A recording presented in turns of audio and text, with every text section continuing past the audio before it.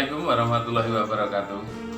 Ketemu lagi kita lur dengan kisah Kenangrok ya, pertempuran Kenangrok di Dusun Ganter. Pada episode kali ini saya ingin melanjutkan tahap kedua, hari kedua pertempuran di Desa Ganter ini lur. Pada episode yang lalu saya sudah mengisahkan bahwa Raja Kertajaya sendiri yang memimpin pasukan dari Kediri ya. Kemudian pada pertempuran hari pertama ini masih sulit melihat siapa yang bakal menang dan bakal kalah. Tapi pada pertengahan hari kedua ini terlihat ya pasukan Tumapel ini mulai terdesak. Maka tindakan apa yang akan diambil oleh Kenangrok adalah dengan segera memanggil pasukan cadangan ya lor ya. Jadi pasukan yang disiagakan di Desa Kujen itu akhirnya dipanggil sekalian pasukan cadangan lor. Gitu ya. Jadi begitu pasukan cadangan ini datang, maka pertempuran ini menjadi semakin ramai, menjadi semakin dahsyat gitu ya. Suara pertempuran itu memang sangat mengerikan, dentingan senjata, kemudian teriakan orang kesakitan, rintihan orang yang sekarat, kemudian bau amis dan debu di panas menyengat. Ini begitu ngeri saya membayangkannya. Teman-teman semua, dalam keadaan seperti ini sebenarnya bisa saja Kenangrok ini menghentikan, tetapi keadaan yang tidak membolehkan dia untuk menghentikan ini semua gitu loh. Kenapa? Rakyat Tumapel ini sudah cukup lama tertindas ya lor ya. Jadi orang-orang yang merasa tertindas ini mendesak kepada Kenangrok untuk segera menghabisi pasukan Kediri gitu loh. Maka segala daya upaya ini dikerahkan untuk menghabisi pasukan Kediri secepat mungkin gitu ya lor ya. Tetapi apa boleh buat lor, ternyata pasukan Kediri pun juga masih memiliki pasukan cadangan lor, memiliki pasukan cadangan gitu ya. Sehingga ketika mereka mulai terdesak, jadi sisi ke sisi ini mulai terdesak, maka pasukan Kediri ini memanggil pasukan cadangannya lor. Maka segera terjadi lagi sorak-sorai dari belakang karena bala bantuan sudah datang. Apa yang terjadi kemudian lho? Ya ini agak sulit ya, memang agak sulit. Di satu sisi pasukan Kediri ini memang masih sangat kuat, akan tetapi di sisi yang lain mental pasukan Kenangrok ini lebih besar, gitu loh. Sehingga terjadi berkecamuk perang yang lebih dahsyat lagi sekarang ini, melebar kemana-mana ya, kejar mengejar, panah memanah dan lain sebagainya, tombak menombak dan lain sebagainya. Bahkan sebagian orang terlihat memenggal kepala orang lain, kemudian sebagian lagi terlihat bahwa seseorang itu sedang mencabut kerisnya dari perut orang yang lain. Ini sangat mengerikan. Bau darah ini sangat menyengat. Kalau mungkin orang normal itu pasti sudah muntah-muntah di situ melihat banjir darah yang tak terkira itu. Dalam keadaan seperti ini pasukan Kediri diuntungkan. Dalam arti diuntungkan itu karena pasukannya jauh lebih besar, maka akhirnya kondisinya agak sedikit mengurung gitu ya lor ya. Jadi pasukan Kenangrok yang relatif lebih kecil ini agak sedikit terkurung gitu. Pada episode yang lalu saya mengisahkan bahwa ada sesuatu yang terjadi pada pasukan Tumapel. Ternyata dalam kondisi genting seperti ini lor,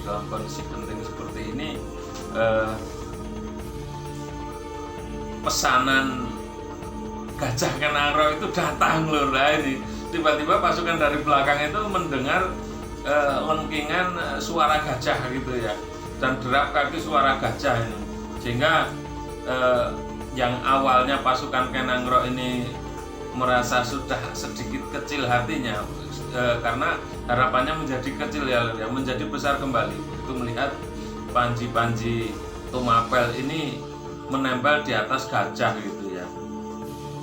Memang pasukan gajah ini tidak bisa memuat terlalu banyak orang ya, setiap gajahnya itu. Jadi paling banyak itu 5 orang yang bisa naik. Mungkin bisa lebih juga sih, tapi kasihan gajahnya ya, kecuali gajah itu sangat besar maka bisa dinaiki lebih banyak pasukan lagi gitu. Nah, ini loh, ini yang menjadi angin segar pasukan Tumapel ya. Karena pasukan Kediri itu juga menggunakan gajah loh. Menggunakan pasukan gajah gitu loh, dalam arti menggedor setelah terkurung ini ya, hampir terkurung ini pasukan gajah menyerbu dari tengah gitu loh. Dan cukup banyak gajah yang dimiliki oleh pasukan Kediri ini sehingga merepotkan, sangat merepotkan pasukan dari Tumapel gitu loh. Kenangrok begitu melihat ada yang datang ini segera memerintahkan beberapa pemanah untuk naik dari punggung gajah ke punggung gajah gitu loh. Setiap gajahnya dinaiki oleh 5 orang.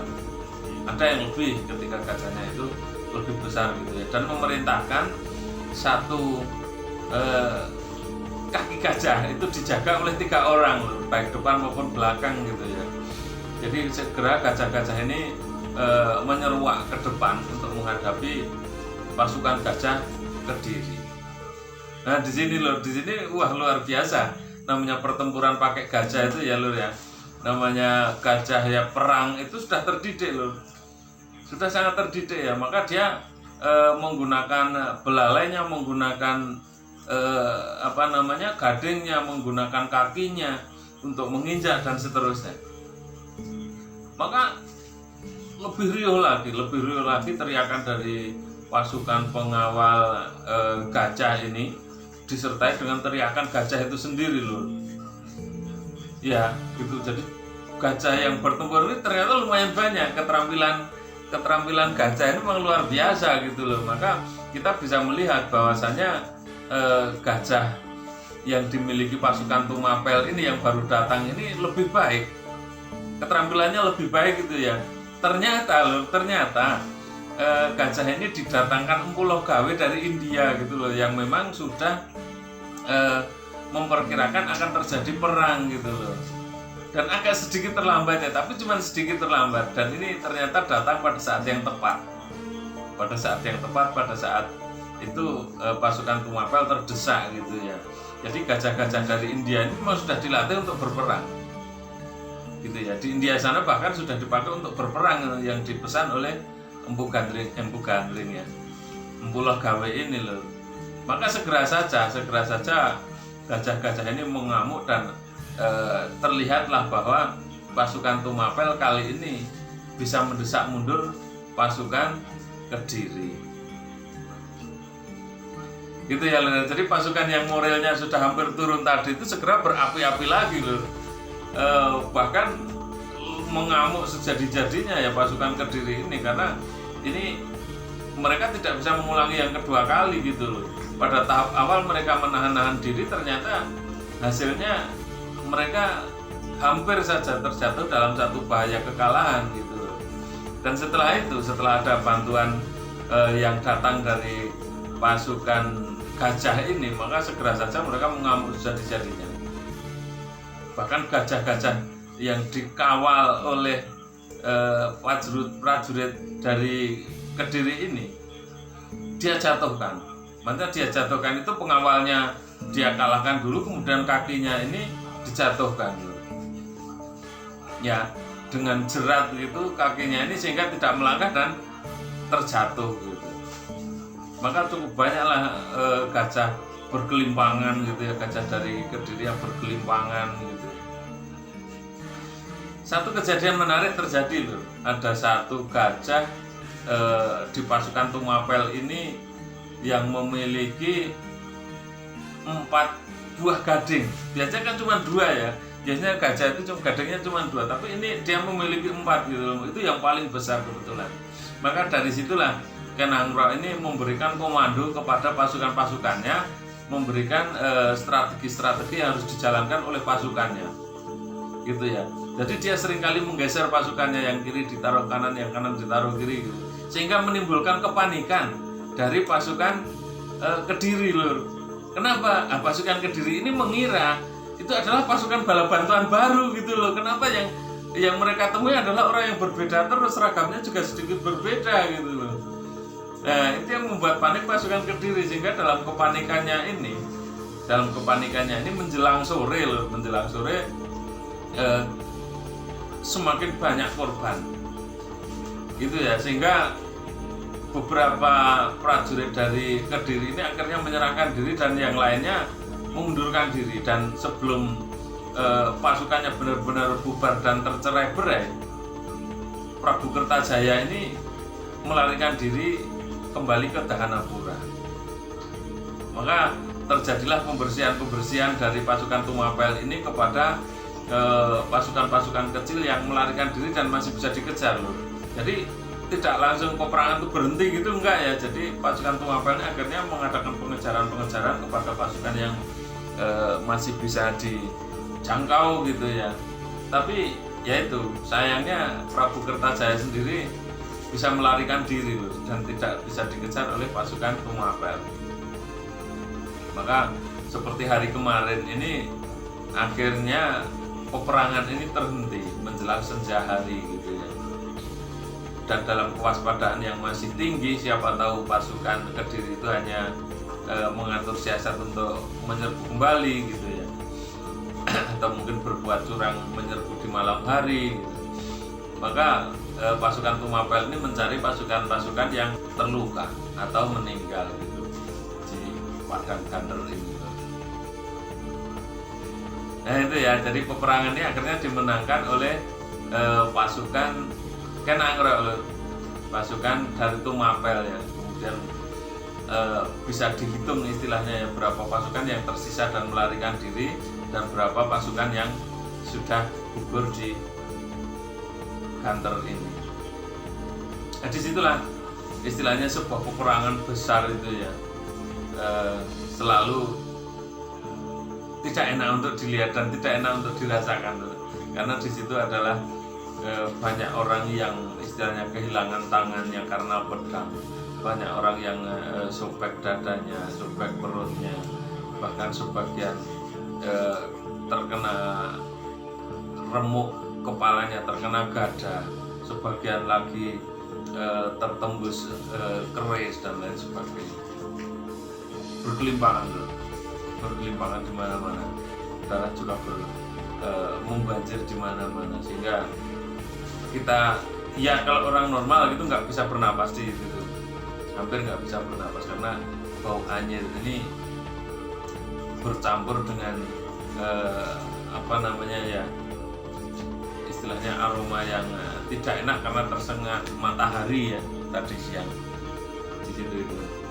Nah, setelah selesai pertempuran ini segera diadakan pembersihan lagi, istilahnya apa namanya itu segera ya, nggak bisa berleha-leha santai-santai gitu, nggak bisa, segera semuanya diberesi lagi, kemudian dipersiapkan lagi karena belum selesai ini lur, tugasnya itu belum selesai ya, karena Kertajaya melarikan diri. Kalau dibiarkan saja suatu saat bisa menjadi duri dalam daging gitu loh, menjadi bom waktu yang bisa sewaktu-waktu mengancam mereka gitu loh. Jadi mereka segera membereskan pertempuran di Ganter ini, menyiapkan prajurit lagi, yang luka-luka diobati, senjata segera diperbaiki lagi, yang masih kurang ditambahkan dan seterusnya. Kereta-kereta perang diperbaiki untuk dipakai berikutnya lur. Dan gajah-gajah yang terluka ini juga diobati dan seterusnya. Memang agak sulit ya menenangkan gajah yang terluka ini, sulit, tetapi ada ahli-ahli yang didatangkan dari India tadi itu berhasil menenangkan gajah untuk diobati. Gitu ya lur ya. Jadi ini memang sangat mengerikan, tetapi itulah yang terjadi di masa lalu. Teman-teman semua, kita lanjutkan kisah kita tentang peperangan pasukan Tumapel dan pasukan Kediri ini ya lur ya, pasca peperangan di Ganter. Ini Kenangrok segera mengkonsolidasi, memobilisasi lagi kekuatan-kekuatan pasukan yang tersisa, senjata-senjata yang masih ada gitu. Dan ternyata masih sangat banyak jumlah prajurit yang akhirnya bergabung ya, termasuk prajurit-prajurit yang datang dari India yang didatangkan oleh Empu Gawe ini ya, yang ternyata sangat berpengaruh di dalam spirit pasukan Tumapel ini. Bagaimana kelanjutannya? Ternyata Prabu Kertajaya yang melarikan diri ini benar-benar kembali ke Dahanapura untuk menyiapkan pertahanan di Keraton Dahanapura. Ya, dia menempatkan pasukan-pasukan pemanah di atas benteng-benteng keraton, kemudian menyusupkan telik sandi untuk berkeliaran di sekitar kota raja, sehingga apabila ada pasukan yang datang ini segera tercium oleh pasukan dari Kediri ini. Dan ternyata nggak sedikit pasukan yang masih tersisa juga di pihak pasukan Kediri ini gitu loh. Dari pasukan cadangan itu ya, sebagian pasukan cadangan itu bukan orang biasa yang melamar gitu loh, tetapi sebagian adalah pendekar-pendekar gitu loh, karena terlalu kejam sehingga nggak diterima dan seterusnya dulu ya. Sehingga yang seperti ini tidak mengecilkan hati Prabu Kertajaya. Jadi keangkuhannya ini nggak hilang loh, kesombongannya ini nggak hilang. Prabu Kertajaya ini setelah mengalami kekalahan itu nggak kemudian menjadi takut dan kecil hati gitu, enggak. Ternyata beliau masih mempersiapkan lagi pasukan yang sangat besar di kota raja ini gitu. Dan kenapa Prabu Kertajaya kalah dalam peperangan di Ganter? Ya, ini orang sesakti apapun dalam kecamuk perang yang besar ini nggak begitu berpengaruh. Kenapa?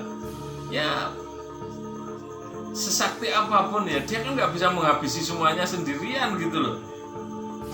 Dan juga loh, dia mendapat tandingannya gitu loh. Prabu Kertajaya mendapatkan tandingannya, kesaktiannya itu ternyata dihadapi oleh Ken Angrok ini, sehingga dia nggak bisa melakukan pembunuhan semudah menghukum orang gitu ya. Ken Angrok ini ternyata tangguh juga loh, tidak mudah dikalahkan oleh Prabu Kertajaya ini. Sampai setiap kali bertempur dengan Ken Angrok ternyata nggak bisa mengalahkan, besok lagi ketemu lagi nggak bisa mengalahkan, nanti ketemu lagi juga nggak bisa mengalahkan. Loh, kok ketemu berkali-kali mas? Ya namanya peperangan itu nggak satu lawan satu terus berhadapan dengan itu sampai mati, itu enggak loh. Kadang-kadang dia harus menolong orang lain, kadang dia harus pergi ke tempat lain untuk mengomando. Ken Angrok juga seperti itu, maka itu nggak langsung terjadi pertempuran satu lawan satu gitu ya. Namanya perang di dalam gelar itu nggak gitu. Perang di dalam gelar itu ya kalau ketemu ya perang gitu, kemudian nanti ada yang meninggalkan tempat itu, nanti ketemu lagi, perang lagi, dan seterusnya seperti itu. Sehingga sampai ketika pasukannya itu terdesak hebat dan banyak yang terbunuh, sebagian melarikan diri dan lain-lain, maka Kertajaya ini sudah mendahului untuk lari gitu ya, melarikan diri dari peperangan itu dan kembali ke Dahanapura. Itu ya, karena dia berharap pertahanan yang terbaik memang di keraton itu loh. Kalau dalam peperangan bisa aja dia kalah, tapi ketika dia bertahan di dalam benteng belum tentu gitu ya, dalam pikirannya seperti itu. Maka yang seperti itulah yang akan dilakukannya gitu loh. Dia pergi pulang ke Dahanapura ini dan mempersiapkan pertahanan sekuat-kuatnya di keraton gitu loh. Kita tinggalkan dulu Kediri loh, kita agak sedikit bergeser tidak ke Tumapel tapi ke sekitar wilayah Tumapel. Pada saat itu ya lho ya, pada saat itu ada serombongan ya seperti pedagang itu datang untuk melintasi Tumapel dan dia mengamati ternyata Tumapel ini sedang dalam kondisi genting gitu ya, maka dia berhenti untuk sementara di tempat sebelum sampai ke Tumapel. Nah di sana dia mengamati berbagai hal yang kemungkinan bisa dilakukan gitu. Dia melihat penilaian antara Kediri dan Tumapel gitu. Dia mengumpulkan informasi ya lur ya. Jadi dari dulu tuh kabar Mbok Bakul Sinambiworo istilahnya ya, itu bisa menggambarkan situasi yang sebenarnya, karena Mbok Bakul atau penjual-penjual ini ya nggak hanya beli dagangan tapi juga beli cerita lur. Karena mereka membuat tokoh-tokohnya sendiri ya, menceritakan tokoh-tokohnya sendiri bagaimana kehebatan orang Kediri, bagaimana kehebatan orang Tumapel gitu ya. Dan itu kalau orang yang cerdas itu bisa disimpulkan menjadi sebuah gambaran yang jelas, gambaran yang jelas tentang situasi yang ada saat itu gitu loh, gitu ya. Jadi jangan sampai terjebak dalam situasi yang salah, maka serombongan orang ini mendalami informasi itu dan dia memang bisa menyimpulkan hal yang tepat gitu loh. Maka dengan sangat hati-hati mereka istilahnya mengambil satu tindakan ya, kepada siapa mereka akan bergabung dan seterusnya. Demikian dulu lur, ini sebuah kisah peperangan yang kesekian kalinya, tapi ini masih ada beberapa peperangan lagi yang akan dihadapi oleh pasukan Tumapel dan pasukan Kediri ini lur. Dan peperangan-peperangan itu selalu tidak kalah miris gitu loh dengan peperangan yang sebelumnya, karena setiap peperangan itu punya versi, punya kisah tersendiri gitu loh. Maka dalam kisah-kisah Mahabharata atau kisah epos itu ya, selalu setelah itu ada kesedihan gitu loh. Dan ini memang seperti itu yang terjadi. Jadi kesedihan-kesedihan keluarga-keluarga yang ditinggal mati dalam peperangan itu akhirnya menyisakan satu kisah yang sangat memilukan bagi rakyat. Dan ini yang sebenarnya tidak diinginkan ya dalam setiap peperangan, tapi ya apa boleh buat, namanya peperangan selalu menyisakan seperti itu ya. Akhirnya banyak perempuan yang menjadi janda, banyak anak yang menjadi yatim, banyak keluarga-keluarga yang kehilangan anggota keluarganya yang lain gitu. Mungkin meninggal karena suatu hal dan lain sebagainya. Sehingga sekali lagi ya lur ya, dalam setiap pertempuran yang terjadi itu selalu menciptakan trauma yang mendalam bagi rakyat. Sebenarnya kalau mereka semua berpikir tentang hal seperti ini, maka tidak ada ya orang seperti Kertajaya itu nggak akan ada. Tapi ya karena namanya orang sedang dimabuk sesuatu, dimabuk oleh keadaan yang dia nikmati begitu dalam, maka yang seperti ini tuh kayak nggak kepikiran gitu loh, kayak nggak kepikiran gitu untuk dipertimbangkan. Teman-teman semua, dalam kisah-kisah yang lain, namanya pertempuran itu ya, itu tidak pernah secara detail digambarkan. Mereka hanya mengisahkan tentang perang ini dan itu, kemudian yang menang si A dan si B, kemudian terjadi ini dan itu. Maka dalam kisah Kenangro ini saya mencoba untuk membuat detail, dan semoga saja ini menambah gambaran ya, tentang kejadian-kejadian yang terjadi di masa yang lalu ini. Karenanya ya gimana istilahnya, kita memberi satu hal yang tidak diberikan oleh orang lain gitu loh. Walaupun mungkin sebagian yang kita berikan itu kadang terlalu ekstrim, kadang kurang menggigit dan lain sebagainya, tapi saya sudah mencoba sebaik-baiknya supaya teman-teman semua bisa membayangkan kejadian saat itu gitu ya lur ya. Nah, apa peran dari rombongan yang datang tadi? Rombongan yang datang tadi ternyata adalah muhibah gitu loh, apa namanya ya, kayak musafir gitu loh, pejalan musafir yang mencatat sejarah-sejarah gitu loh. Jadi membuat sejarah-sejarah yang dia lalui gitu loh, tempat-tempat yang dia lalui mempunyai kejadian apa, penguasanya siapa dan seterusnya. Dan ini yang pada akhirnya nanti menjadi sumber bagi era-era sebelum sesudahnya gitu ya. Jadi mereka membuat tulisan-tulisan, catatan-catatan gitu, sehingga kita menjadi tahu gambaran dari kejadian pada saat itu. Dan juga loh, dari catatan-catatan mereka itu akhirnya dibaca oleh orang, kemudian diceritakan dan seterusnya, sehingga pada saat ini kita masih mengetahui kisah-kisah yang seperti itu, walaupun kadang sebagian ini ditambahi dan sebagian sudah berkurang gitu loh. Yang namanya kejadian sudah lama dan melegenda ya, ini ya kadang-kadang ditambahi dengan hal-hal mistis gitu. Tapi saya mencoba menghilangkan hal-hal mistis dari kejadian ini loh ya. Saya tidak menceritakan kejadian-kejadian mistis atau perilaku-perilaku paranormal pada saat itu ya, padahal ya ini tidak menutup kemungkinan hal seperti itu juga terjadi, tetapi saya mencoba menghilangkan yang seperti itu dan mencoba menggambarkannya sereal mungkin, seperti peperangan-peperangan yang kita pahami sekarang ini. Walaupun saya yakin pada saat itu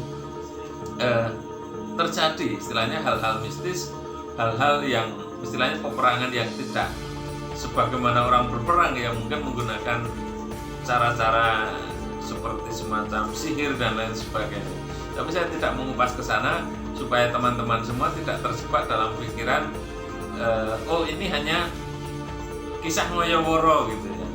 Ya memang sebagian mungkin memang sudah ditambah dan dikurangi, tetapi pokok ceritanya adalah seperti yang kita kisahkan tersebut.